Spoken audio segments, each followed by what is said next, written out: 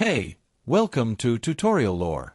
This video explains the TP-Link Tapo app and whether it's worth using. Quick disclaimer. This is an explained review based on user feedback and online data, not personal use or a visual demo. TP-Link Tapo is a smart home app designed to control and manage TP-Link's Tapo series of devices, like security cameras, smart plugs, bulbs, and sensors.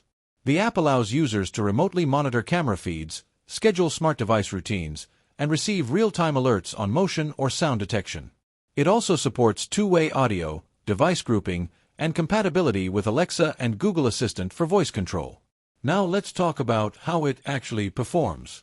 The user interface is smooth and responsive, with clear options for device setup and control. Camera live feeds load quickly in most cases, and the motion detection alerts are accurate and customizable.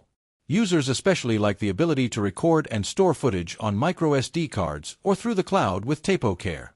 The automation features, like creating schedules or setting scenes, work reliably across different devices.